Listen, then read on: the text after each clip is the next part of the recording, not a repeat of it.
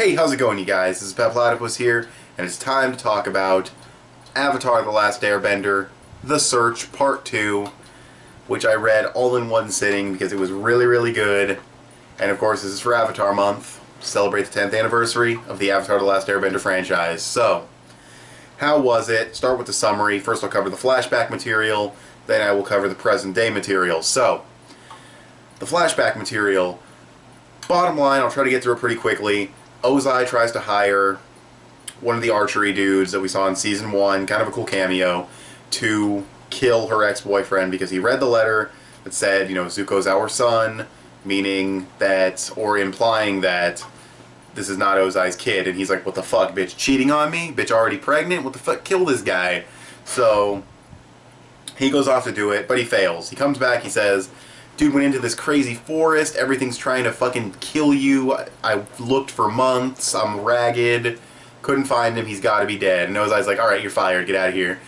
And, we get the fucking epic quote, we get the best Zuko quote, well not the best Zuko quote, but one of Zuko's best quotes, and he's actually quoting his own dad, when he says, Azula was born lucky, and you were lucky to be born. And we get to see Zuko's face, and we get to see Ursa's reaction, and little smug brat Azula's face when it's being said. That was really cool. I loved seeing the quote, actually, like the conception of the quote, like where it came from. We actually get to see it happen. That was very cool. I liked seeing the story tie in with her making the deal with Ozai, and you know, you have to kill your firstborn son, and they make the deal to make that not happen, and killing Fire Lord Azulon. It's just very cool because, you know, they fit it in with the dialogue from the actual show, so as soon as you see that dialogue playing out, you know what part of the story this is within the flashback, and then you can kind of piece everything together, so it's very well written from that standpoint. And yeah, what she basically does is, she goes to Ozai and she's like, you're not going to kill Zuko, I'm going to make a deal. You want the throne? I'll make a poison, odorless, colorless, you can't tell it's there, tasteless, because I know the herbal, because that was the first thing I thought. I was like, how do you know how to make that? She says, you know, the herbal stuff, she knows how to make it with certain flowers, because her mother was an herb expert, so that made sense. And Ozai's like, yeah, sure, we can do that, but you gotta leave, because I don't want you doing that shit to me. I don't want you poisoning me, bitch, so you gotta go, and I'm keeping the kids. So they're gonna go on Murray fucking next Friday, no, but they go their separate ways. She says, you know, the thing to Zuko, never forget who you are, I love you, blah, blah, blah. Not blah, blah, blah, it's touching, but she says that stuff, we've seen it, it's good the way it ties in, and she leaves. And from there, basically, we get the present day stuff. I liked how they were cut together, though, because every time something really interesting was about to happen in the present day stuff, it would cut to a flashback. And everything, sometimes something interesting was going to happen in a flashback, it would cut to the present day stuff. So you really just wanted to keep reading it. It was really well written from that standpoint of really wanting you to keep going.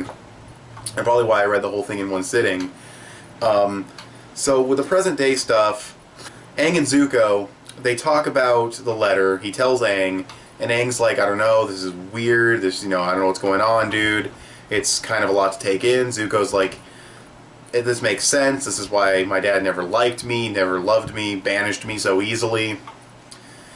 And what ends up happening is Azula shows up wanting the letter back, still ranting and raving about how her mom set her up and her mom's out to get her.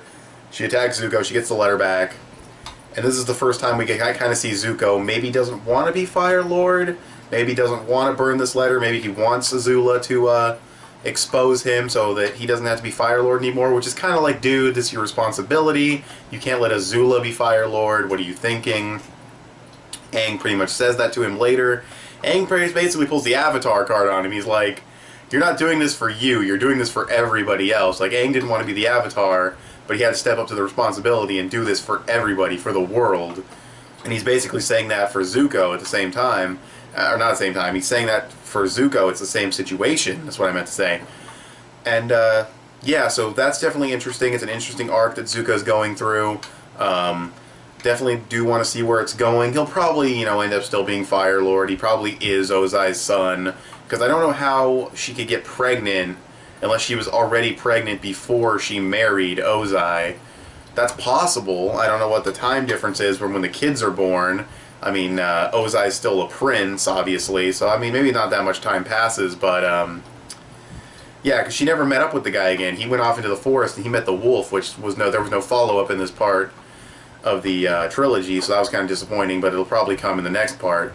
So yeah, I don't know how she got pregnant. That's kind of weird, so I'm assuming he may be Ozai's son and the letter's just worded weirdly, but maybe he's not. But that also means that means Azula is definitely Ozai's. And that means she had to, like, have sex with Ozai, and she hates him, so that probably really sucked for her. Like, if you really think about it, she had a really fucking shitty-ass life. She was, like, owned by the Fire Nation and owned by the royal family, basically to just make powerful firebenders, which she made one of. I mean, Zuko's good, don't get me wrong, but, I mean, Azula's just a fucking prodigy, but yes, Azula gets the letter back. They go into the forest looking for her after talking to these, like, theater people. Nothing really happened there. That's just kind of how they found out about the forest. So then they go to the forest, and Azula's still being crazy. She's still being stupid. They meet up with these waterbenders. Really creative waterbending techniques, using the plants, waterbending water inside of the plants to make them, you know, swing around and everything. Very cool. Made, like, these frozen ice shurikens out of flowers. That was really cool. So yeah, they meet up with them, and this dude has, like, no face, or he got his face fucked up. And they came here looking for a spirit that has to do with faces. It turns out it's the wolf that they ran into in the previous part. And there's stuff with these watering holes, and he goes to drink, and they always miss the right one, and Aang goes into this fucking spirit world. Azula has a freak out, tries to kill them. Zuko's probably going to block the lightning, but it cuts away, of course, to Aang, and he meets up with the Mother of Faces. Now, this was pretty cool. It's a really good cliffhanger. I want to see what this whole Mother of Faces thing, you know, what this is all about. How this guy get his face fucked up. Was it Ko, the face stealer? I'd like to see him again. He's awesome. Maybe Ko is related to this because, you know, he's the face stealer, and this chick is like the mother of all faces. So maybe it's like a brother-sister thing, because that's like the theme of the Search trilogy so far, is brother and sister relationships. So yeah, like heavily, like even the two people they met are brother and sister trying to get his face back in the forest. So definitely a huge brother-sister theme. But I really like it. It's a theme that they didn't really explore too much in the original series, so it's very new and different. And then we have Azula's character, who I think is so well done in this trilogy. She's crazy, but there's depth here. Like, it's not just, she's not just insane. Like, the things that her mother says to her in her head are basically what she's imagining her mother saying. So when you see her, you know, see the family of art theater people, the stage show people, and she's like, they're gross, I wanted to burn their house down, and she sees the brother and sister and she gets mad at them. It's almost like, I think there's a part of her that wants that really bad, and she can't have it because she's fucked up so much. And it's kind of like there's just this side of her that wants power and wants people to fear her, but there's also this side of her that wants that family. And it's kind of like conflicting emotions in her head. She's like, do I want to be Fire Lord? Do I want to be selfish and evil and make people fear me and, you know, command respect and have power? Or do I want to have a family and treat Zuko right and everything? And it's manifesting itself as her mother in her mind, and she's having like these inner struggles, and there's a lot of depth here, a lot of good characterization.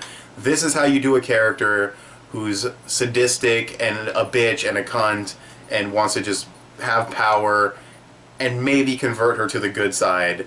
Hiro Mashima with Fairy Tail, Minerva, oh, that garbage, oh.